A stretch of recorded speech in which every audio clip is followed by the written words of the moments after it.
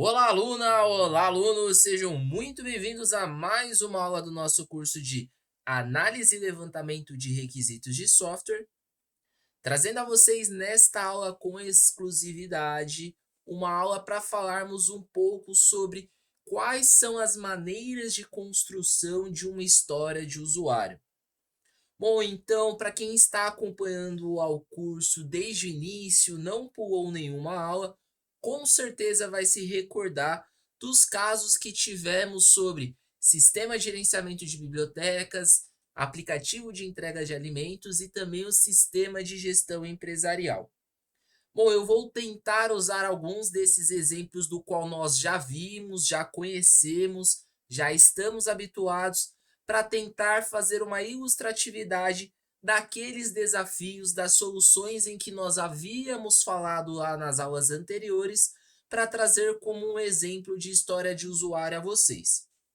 Bom, então só recapitulando, né? O sistema de bibliotecas ele tinha um desafio no qual os analistas de requisitos tinham obrigatoriedade de sanar.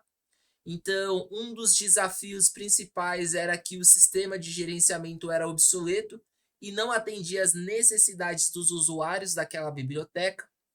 Os bibliotecários eles também enfrentavam dificuldades com localizações de livros, não tinham acesso a catálogos, estoques nem nada do tipo e também tinha uma necessidade principal que era a modernização do sistema sem interromper o funcionamento da biblioteca.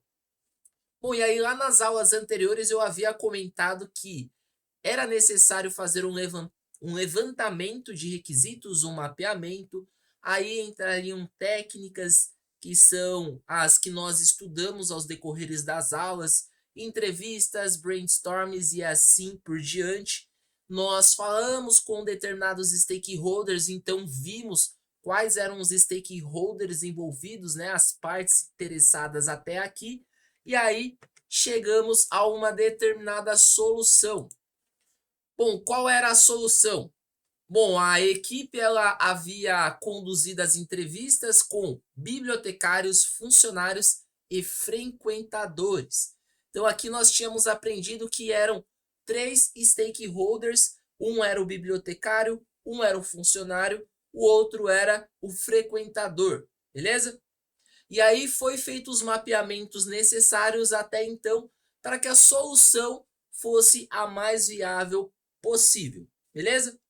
Então, com base nessas informações, com base nesses informativos, é que nós daremos início à nossa aula até então, beleza? Bom, e aí o que eu quero mostrar para vocês até aqui é o seguinte. Primeiro de tudo é que nós temos algumas regras para criar as histórias de usuários, e uma das primeiras regras é a indentação ou a hierarquia de funcionalidades, de premissas, de técnicas, de escritas ou de recursos que você precisa ter na documentação. Então eu coloquei já aqui em determinada ordem sequencial, no qual geralmente uma história de usuário ela é escrita e quais são os nomes propícios que são dados a ela se você é habituado a trabalhar em uma empresa que as pessoas não se importam em ter uma escrita em inglês ou se é uma premissa ter a escrita em inglês, tá bom? Então, o primeiro de tudo que nós precisamos ter dentro de uma história do usuário, obviamente, é a história de usuário, beleza? Segundo, nós, a partir de uma história de usuário que escrevemos, nós também precisamos de uma premissa. E aí, após a premissa, nós temos aí o que seria dado ou reconhecido como requisitos funcionais, outros não funcionais, e também teríamos critérios de aceitação e definições de concluído. Ah, Vila, como assim? Eu não estou te entendendo, tá meio confuso, tá meio bagunçado. Beleza? Vamos seguir por partes e sem pressa. Bom, primeiro de tudo a história do usuário, ela nada mais é do que uma descrição do cenário no qual existe uma necessidade e também um objetivo no qual você precisa sanar. Então, se a gente partir em consideração do que nós vimos há pouco, nós tínhamos falado que o sistema da biblioteca tinha três lados, né? Tinha o lado do bibliotecário, tinha o lado do frequentador e tinha um outro terceiro stakeholder que eu não vou me recordar de imediato. Mas nós tínhamos três necessidades, três pontos de vista, três formas de usabilidade, beleza? Então a história de usuário nesse contexto, na verdade, seriam três. Por quê? Porque teriam descrições de cenário de cada um dos stakeholders responsáveis ou principais daquela determinada situação, daquele determinado problema e também daquela determinada solução. Então, a primeira regra que nós temos é que quando houver a necessidade de criação de histórias de usuários, cada usuário terá a sua própria história, cada usuário terá a sua própria premissa, cada usuário terá suas próprias requisições, tanto funcionais quanto não funcionais. Cada um deles terá de ser separadamente. Bom, por que eu digo isso? História de usuário, pessoal, ela nada mais é do que uma pequena tirinha que você vai disponibilizar para o desenvolvedor criar aquilo. Então, ao invés de o desenvolvedor usar uma documentação e ficar procurando o que ele precisa fazer, por onde ele deve começar, o que deve ser usado, como que deve ser feito, a história de usuário ela literalmente vai servir para sanar essas documentações e o desenvolvedor ele utilizar a história em específico, com os requisitos específicos, para desenvolver aquilo que é necessário para aquela ocasião, para aquele determinado propósito. Beleza? Então, devido a isso, há necessidade da separação, porque aí ele consegue entender para quem ele está criando, por que ele está criando e o que ele está criando, ou desenvolvendo, como vocês preferirem. Então, o que eu vou fazer aqui, pessoal, nada mais é do que separar tudo aquilo que nós já vimos, só que de maneira escrita, beleza? Então, a primeira coisa que nós faremos aqui é o seguinte: separar história de usuário, premissas e requisitos. Bom, qual que seria a nossa primeira história de usuário? Nós poderíamos falar especificamente sobre o usuário da biblioteca, tá? Então, antes de tudo, vamos colocar aqui um título. Vamos colocar aqui usuário da biblioteca, beleza? Que aí nós estamos sabendo que estamos falando do usuário da biblioteca. Bom, qual que é a user dele? Como que nós escrevemos? Isso daqui não é uma regra, existem várias formas. Como eu mencionei, também existe a parte cultural da empresa. Então, se você é acostumado a escrever de uma determinada forma, você migra de empresa, você provavelmente vai ter que se adequar, se adaptar à maneira que eles escrevem lá, mas não é assim um bicho de sete cabeças, tá bom? Então eu vou começar aqui de um princípio fictício para que vocês entendam e tenham a percepção. Então, como eu estou falando do meu usuário da biblioteca e eu sei o que ele precisa, porque eu mapeei, eu fiz todos os levantamentos devidos e necessários na hora das entrevistas e brainstorms e por aí vai, eu tenho tudo o que eu preciso para poder começar a escrever essas histórias, tá? Então eu poderia colocar assim, ó, como um usuário frequente da biblioteca municipal, vírgula. Eu gostaria de ter um processo de empréstimo de livros mais eficiente e conveniente para que eu possa acessar os livros que desejo de maneira mais rápida e sem complicações. Bom, o que eu estou dizendo aqui? De certa forma, eu estou narrando o que o usuário ele precisa, quais são as premissas, o que ele deseja, como uma determinada solução para o problema que ele tem. O que nós devemos nos atentar aqui? Primeira coisa é que a letra ela tem que estar visivelmente adequada para o que é título e o que é história. E aquilo que nós já vimos em aulas anteriores também, podemos acrescentar aqui, ó. Eu, como um usuário frequente da biblioteca municipal, aqui nós destacamos, de certa forma, para que as pessoas ou os desenvolvedores, os participantes, quem tiver acesso e puder olhar a documentação, consiga ter determinados destaques naquilo que é devidamente interessante ou importante na documentação. Então, quando eu destaco aqui o usuário frequente da biblioteca municipal, eu já estou mencionando sobre quem eu estou falando, quem é o stakeholder, quem que é o responsável por aquela determinada história ou por aqueles requisitos que serão levantados ali, tá bom? O que ele gostaria de ter? Olha só, processo de empréstimos de livros, tá? Então eu vou acrescentar negrito nisso daqui. Por quê? Ó, qual que é o objetivo dele? Lembra que nós tínhamos 3 premissas lá? Quem é a pessoa ou quem é o sistema, qual que é a necessidade e o objetivo daquela necessidade. Então aqui, ó, nós já identificamos quem é a pessoa, por qual objetivo e qual que é a necessidade. Olha só, acessar os livros de maneira mais rápida e sem complicações.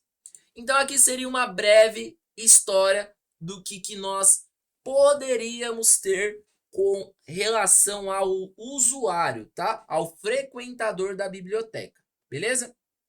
Bom, e aí, o que seria considerado premissas? O que é importante aqui, ó?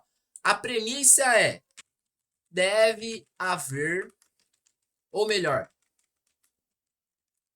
o sistema da biblioteca deve listar quais são os livros disponíveis no momento da consulta de acordo com as classificações escolhidas ou gêneros de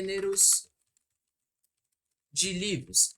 Aqui eu estou dizendo, pessoal, que há uma necessidade de exibição para quando a pessoa ela vier a pesquisar determinados livros, que exiba por obrigatoriedade no aplicativo de consulta todos os livros que estão disponíveis para aluguel, para locação, de acordo com o gênero que ela pesquisou. Então, se ela pesquisou romance, vai vir ali a lista de livros românticos disponíveis, tá? Então, isso é uma consideração premissa, tá bom? O que é dado como importante. Por quê? Porque senão eu vou fazer a pessoa ficar pesquisando nome por nome de livro. Não faz sentido, né? Ah, eu queria saber se o livro XPTO está disponível. Aí tem que digitar o nome XPTO lá.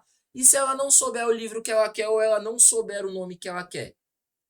Então, a gente tem que pensar neste conceito também, tá bom? Bom, dando continuidade aqui.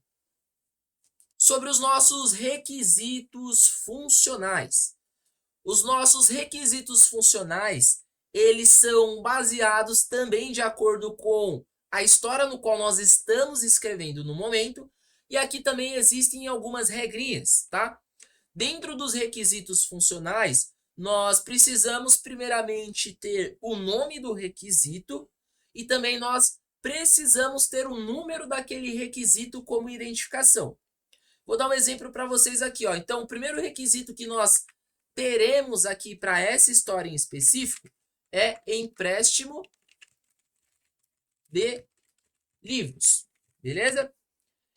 Este nomezinho aqui, ele poderia ser dado como o nome do meu primeiro requisito funcional, ou seja, o aplicativo deve haver a possibilidade de empréstimos de livros, né? De fazer empréstimos.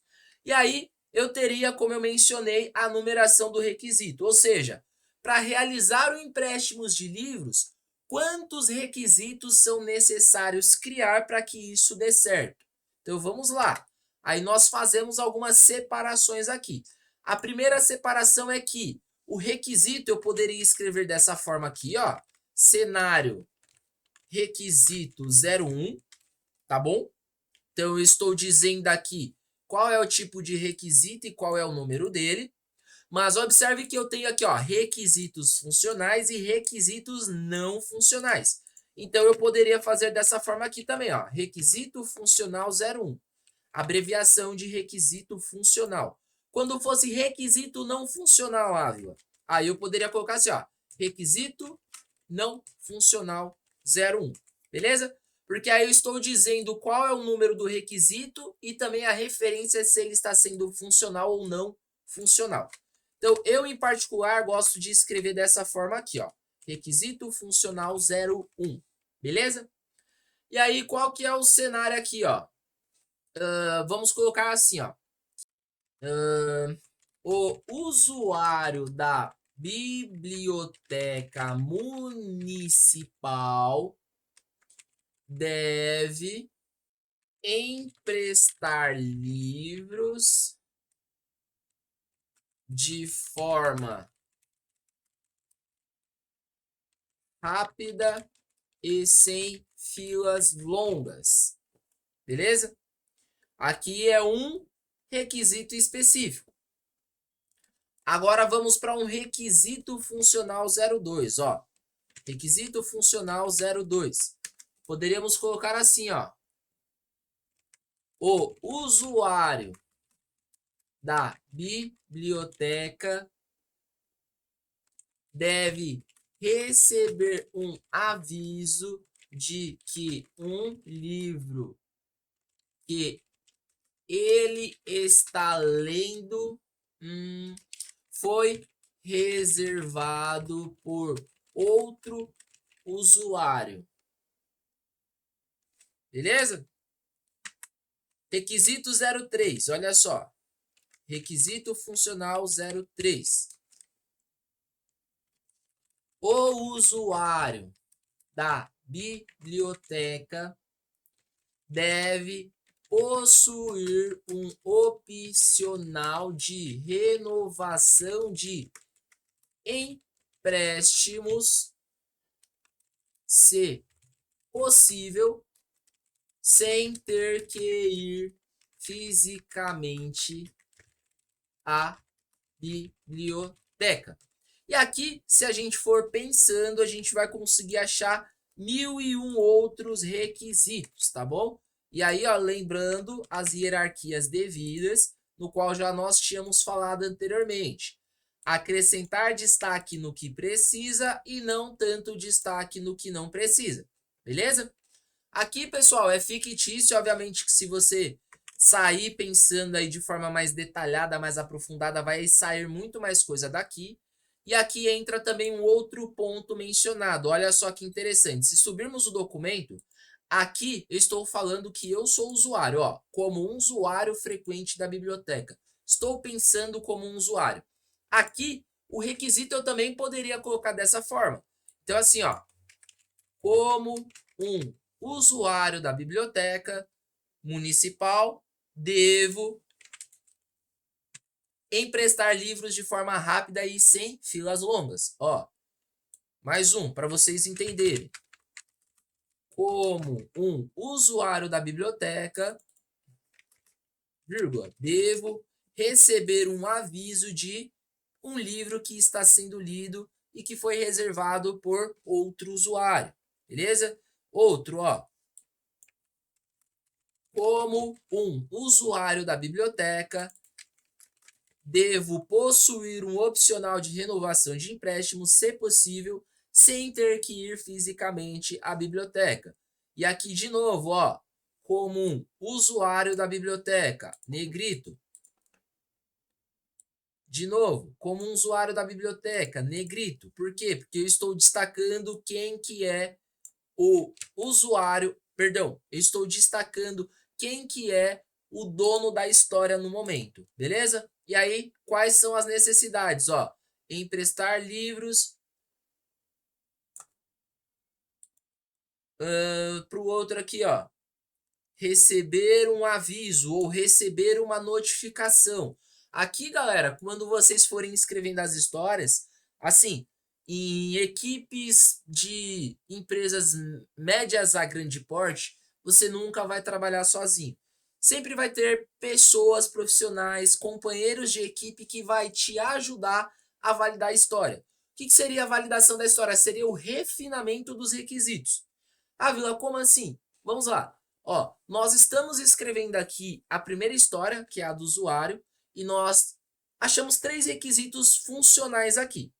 Quando nós fazemos o refinamento dos requisitos, basicamente é uma reunião no qual você mostra essa documentação para pessoas que também entendem do contexto, da regra de negócio, daquele determinado projeto ou daquele determinado produto, e vocês começam a dialogar e fazer questionamentos em cima daqueles requisitos, para entender se é viável, se não é, se dá para fazer de outra forma, se assim é mais rápido, se assado é mais rápido, e assim sucessivamente.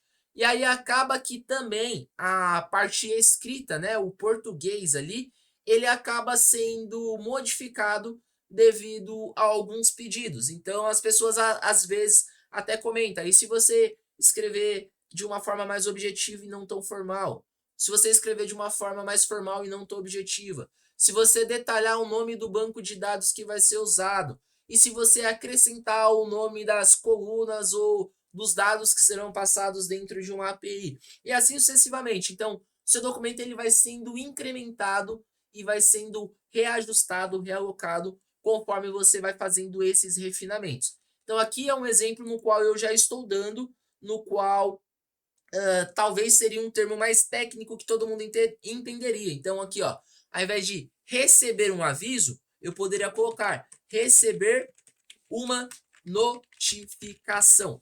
E então, o que é importante quando eu estou escrevendo histórias de usuário? Que quanto mais eu fizer a leitura, quanto mais eu tiver o entendimento, mais modificaçõezinhas eu vou conseguir colocar. Porque, ó, eu escrevi a primeira vez de uma forma. Só de eu estar lendo o que eu escrevi, eu já fiz uma modificação. Se eu for fazer a leitura de novo, eu vou achar um outro contexto que vai me caber mais juntamente a essa notificação com um acréscimo ou acrescentando mais informações ali. Entende? Então, é fundamental escrever? Sim, mas é mais fundamental ainda você revisar e reescrever aquilo que já tinha sido feito por uma primeira vez. Beleza? Bom, dando continuidade, eu não vou adentrar muito aqui porque a aula já deve estar sendo muito longa, né? Mas vamos para os requisitos não funcionais. Então, como eu tinha mencionado, requisito não funcional, RNF 01. O que é considerado um requisito não funcional, Ávila? Eu já não lembro mais. Tem tanta aula no seu curso que acabei me perdendo e esqueci. Vamos lá. Requisito não funcional pode ser um requisito de usabilidade, pode ser um requisito de segurança, pode ser um requisito de visual, por exemplo, né? Então, o botão deve ter a cor XPTO, deve piscar arco-íris na tela. São requisitos não funcionais, né? Que nós aprendemos. Ele existe, mas não é uma premissa para o sistema funcionar. Então, aqui, por exemplo, o que eu poderia colocar como requisito não funcional? Olha só. O sistema não deve passar de 5 segundos de exibição de informações. O que eu estou dizendo aqui? Eu estou dizendo que quando o usuário ele for fazer a consulta do livro e assim por diante, quando os livros forem pesquisados, a requisição não deve ser passada de 5 segundos. Então isso aqui você vai saber lá na hora do teste. O desenvolvedor ele criou, você vai testar para saber se está aderente. Ó, tá demorando mais que 5. Bom, a premissa é até 5. Se demorou 3, amém. Tá melhor ainda do que esperado. Putz, demorou 7. Tem 2 segundos a mais. Vamos melhorar aí. O que dá para mudar? Ah, é o banco de dados que tá lento, é o script que está demorando para ser lido, dá para refazer o script menor e assim por diante. Então, aqui seria um tipo de requisito não funcional. Vamos colocar outro aqui só para vocês entenderem o contexto. Requisito não funcional 02. A gente pode colocar assim, ó. O sistema deve exibir no máximo 10 livros por página. Então aqui eu estou falando que deve existir um paginador de livros e em cada tela deve ser exibido 10 livros, tá bom? Então aqui seria um segundo requisito funcional. Perdão, não funcional, né? Ele existe para melhoria do sistema, mas não é premissa para que o sistema funcione, beleza? Aí nós temos os critérios de aceitação. O que são os critérios de aceitação? Vamos lá. Pode colocar aqui, ó, critério de aceitação, CA, tá? Abreviação, CA01. Critério de aceitação 01. Nós poderíamos colocar aqui, ó, os livros devem ser preenchidos manualmente por cada usuário. Que tipo de requisito seria esse aqui? Ou que tipo de critério de aceitação? Vamos imaginar que o sistema ele contabilizou que o usuário X ele pegou o livro Y, só que na hora da devolução o usuário ele precisa fazer o apontamento manual. Então vamos colocar assim, ó, os usuários devem apontar manualmente por cada livro devolvido. Então vamos imaginar que deve existir uma telinha lá que deixe com que o usuário faça os apontamentos dos livros devolvidos. Beleza? Então aqui, ó, manualmente por cada livro devolvido. Beleza? E aí, definição de concluído. Aqui entra muita parte de desenvolvimento, tá? Então, um exemplo. O que pode ser considerado como um critério de concluído? Quando todos os testes forem realizados. Quando não houver bugs no sistema.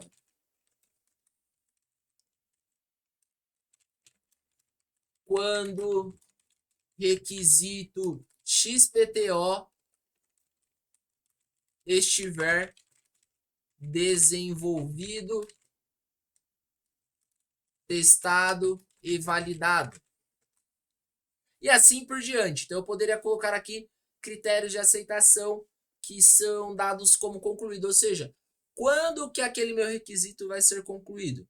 Quando não só apenas for criado, for desenvolvido pelo desenvolvedor responsável, mas quando houver testes, quando aquilo não tiver bug, quando aquilo estiver dentro das premissas anteriores, então eu posso sair fazendo o refinamento de tudo isso daqui também, tá? Então assim, estou colocando de uma forma mais rápida e mais objetiva, porque eu creio que a aula já deve ter passado de 20 minutos com facilidade. Então, para que vocês tenham entendimento. E aí, aonde que esse documento ele fica? Bom, aí depende da empresa. Tem pessoas que gostam de colocar isso daqui dentro do Gira, né? Que é que está sendo mais utilizado atualmente. Tem pessoas que colocam a documentação em compliance. Então, também é uma possibilidade. Existem empresas menores que não têm esses suportes. Então, você pode criar uma documentação dessa daqui, como V1, colocar lá dentro do servidor da empresa, dentro de uma pastinha de documentos.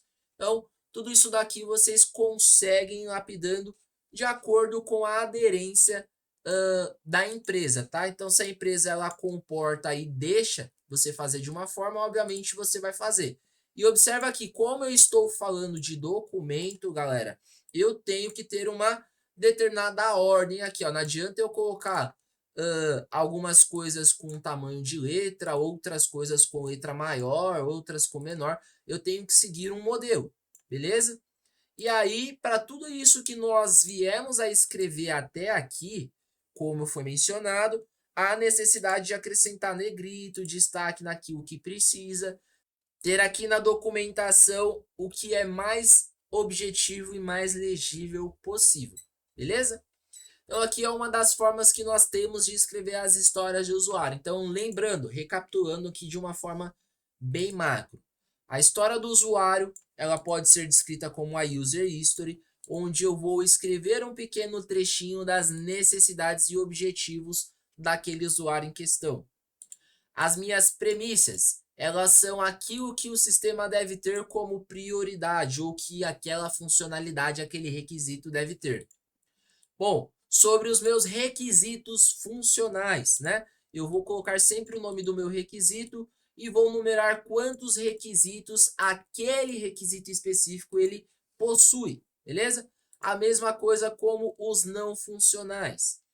E aí, pessoal, os critérios de aceitação e definições como concluídos, geralmente isso daqui é feito em conjunto com o time. Lembrando que nós falamos apenas do usuário. Aqui nós teríamos o lado do bibliotecário e também teríamos o lado do sistema, onde teria as migrações de dados, beleza? Vou ficando por aqui, espero que vocês tenham gostado, que vocês tenham entendido, principalmente que vocês pratiquem. Então, aproveitando que a aula ficou muito extensa e não foi capaz de eu fazer com vocês a parte do bibliotecário e do sistema, quero que vocês façam como um exercício de fixação a mesma base, só que para o bibliotecário. Então, imagine aí a cena que você levantou os requisitos com o bibliotecário e que você precisa transcrever isso para uma história seguindo esse modelo aqui. Beleza? Me despeço por aqui, fica com Deus e até breve.